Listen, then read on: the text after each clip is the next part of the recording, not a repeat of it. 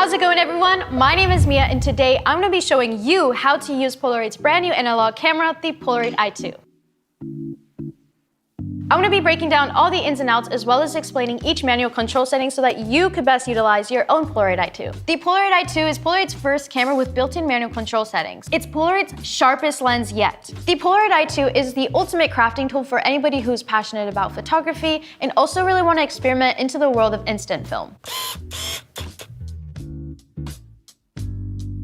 Let's go ahead and get started. So when you first get your Polaroid I-2 in the mail, it's gonna come in a nice box like this. Go ahead and open it. It's just filled with a lot of wonderful surprises, like this quick start guided tip sheet, which contains the first steps on how to use the Polaroid I-2 camera. It also comes with its very own nice handy dandy hand strap and its very own USB-C cable. Once you unbox the actual camera itself, you will notice that it just feels so nice and premium in your hands. Go ahead and take off the lens cap.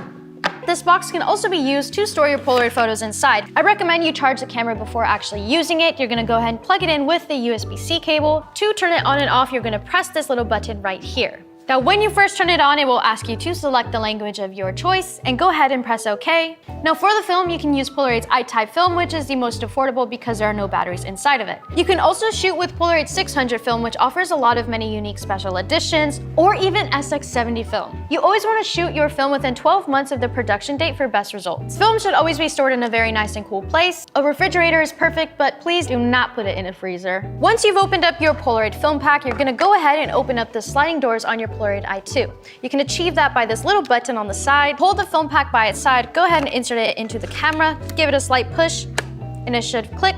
Once you've pushed it in and closed the door, the dark side is going to eject from underneath the film shield. That little film shield actually protects the film from light while it's ejecting. Once it's out, go ahead and remove it and let the film shield roll back. So now you're pretty much almost set. Let's start talking about some of the camera settings.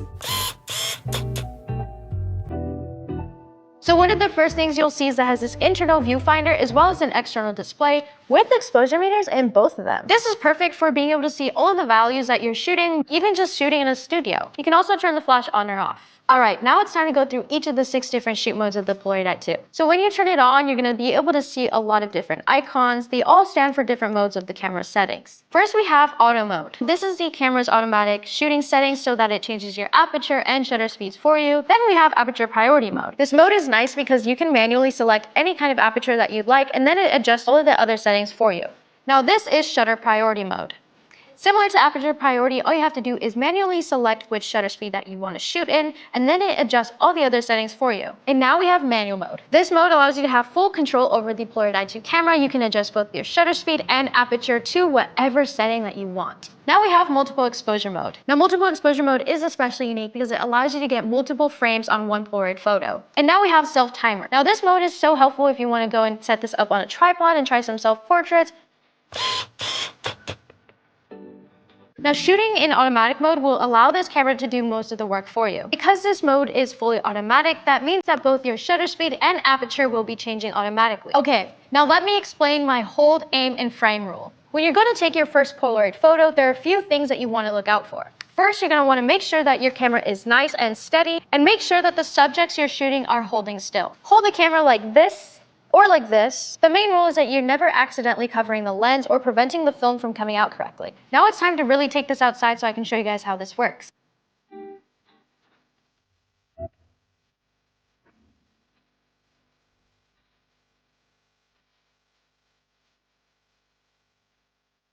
Next is focus. The lens can detect your subject's distance and auto-adjust the lens to the perfect focus distance, which then enables you to get a nice and sharp image. It's always helpful to know your focus distance to make sure that what you're shooting is actually going to stay in focus. Thank you. That means ideally you want to be 40 centimeters or 1.3 feet away from your subject. While looking inside of the viewfinder, you're going to notice that there are 2 squares within it. When you're shooting landscapes and things that are more than 26 feet away, you can compose your shot using the entire frame. However, when you're shooting a subject that is actually closer than 26 feet away, you're going to want to compose your image within the smaller square towards the right of the frame.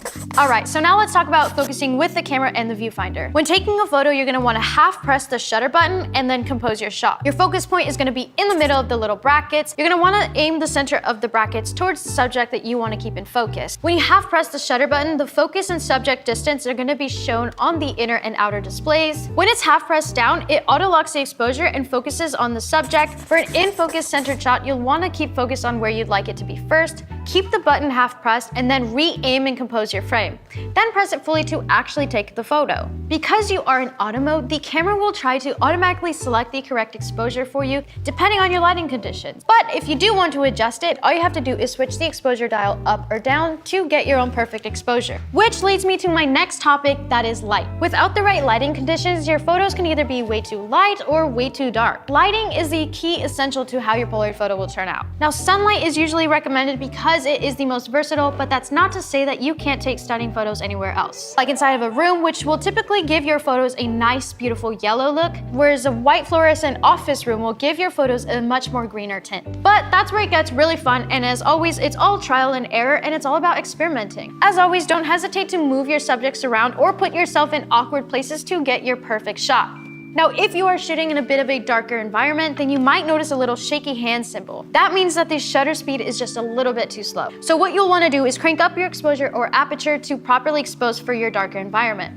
If you're shooting in darker environments, we recommend you use a tripod or keep it on something flat and steady to avoid any kind of motion blur. If you do get motion blur, that's totally fine. Don't worry, we've all been there. So if you ever need to quickly fix your lighting scenario, we recommend you just turn on the flash.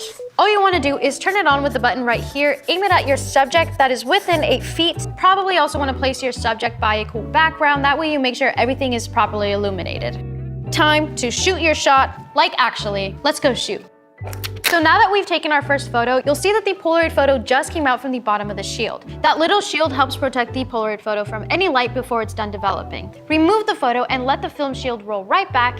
Easy. Some people like to say, shake it like a Polaroid picture, but please do not ever do this. You can shake other things, but please do not shake your Polaroid photos. Sorry to break it to you, but it can cause your photo from being processed incorrectly by bending it and damaging it. Just leave it face down, let it be. You have to let it sit for at least 15 minutes if it's color film, 10 minutes for black and white. Aperture priority is that feature that allows you to pick whatever f-stop, also known as your aperture, to whatever you want. If you're into shooting landscapes, then we recommend you shoot at an f45 or 64 on the Polaroid I-2. But if you're more into shooting portraits with that nice blurry background, which is also known as bokeh or depth of field, then you might want to shoot at something like an f8. The Polaroid I-2 has a wide variety of apertures to choose from. Because you are in aperture priority mode, your shutter speed will be changing automatically depending on where and what you're shooting. Alright, so now it's time to take this outside and show you guys some examples. So now I'm outside a beautiful sunny location here with my wonderful friends Graciela and Octavio. I'm going to be showing you guys how different my depth of field starts to change depending if I'm shooting in f8 or f64 using the aperture priority mode. Let's go shoot and I'll show you guys some of the images.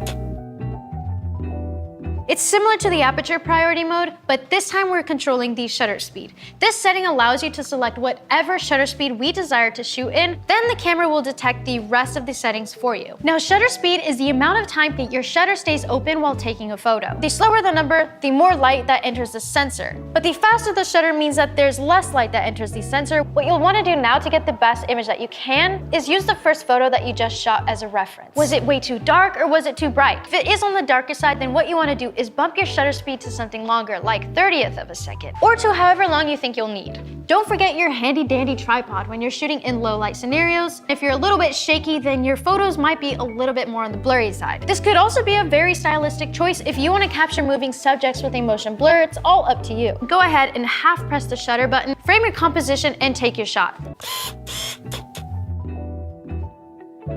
And now, one of my favorite features about the new Polaroid I-2 camera, and what really makes this camera especially unique compared to any other instant Polaroid camera out there, is this brand new manual mode. Photographers, you're gonna love this. This all-new manual mode will give you complete access to controlling every aspect of your Polaroid camera, from your shutter speed to your aperture. Another incredible feature about this camera is this 2.5mm external flash sync port. Just when it couldn't get any better, it did. This is super helpful for any photographer who wants to work with any kind of flash. This built-in manual control setting gives you the ability to experiment and really push your creativity to the limits. Another great feature about the Polaroid I-2 is that you can also control each setting through the app on your phone. All you have to do is go ahead, install the app onto your phone, open it up, turn both of them on, and your camera should sync automatically straight onto the app.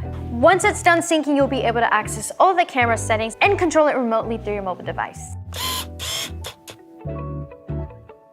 Now this feature is really fun if you're more into experimental type of photo techniques. This mode is so cool because it allows you to take more than one shot on one frame of Polaroid film. The Polaroid I-2 now allows you to choose between 2 to 4 exposures on one photo. The camera will calculate the correct exposure given for the number of shots that you want to take on one frame. Like I stated previously, the exposure is locked by half pressing down the shutter button before actually taking your photo. Now, multiple exposures are a great way to really get funky and experiment with your photography. The main rule here is that your first photo should be a bit underexposed, and typically you'd want to shoot something with a bit of backlight. Don't be alarmed though if it does seem like your photo is way too dark. Try to remember the lightest part and the darkest part of your photos. Be sure to place something inside of the dark area of your first image to properly expose the light again. Eventually, it's going to lead to an overall lighter image due to the multiple exposures being put over one actual frame.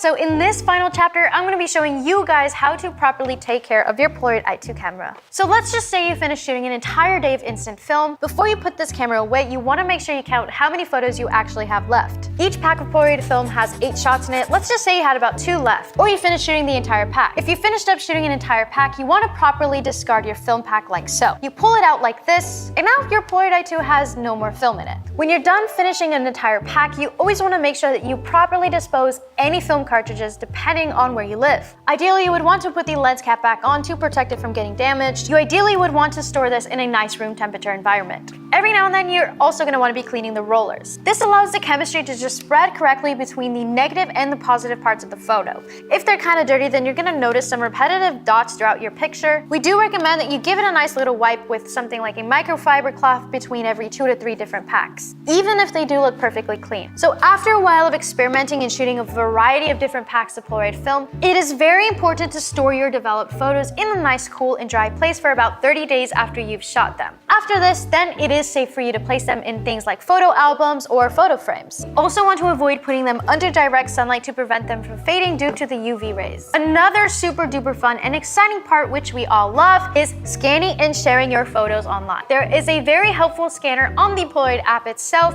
All you have to do is open up the Polaroid app, go ahead and click the scan option, and make sure there are no reflections while actually shooting your photo. Go ahead, snap it, and that's it. All right, guys, and we did it. We've made it this far. I really hope that this video helped you guys get more familiar with your Polaroid I-2. Thank you all so much for watching, and if you guys ever have any more questions at all, then the Polaroid customer service team is always here to help. Be sure to check out Polaroid.com for more additional information and tips. Finally, we cannot wait for you to unleash a new level of your own creativity with the brand new Polaroid I-2 camera.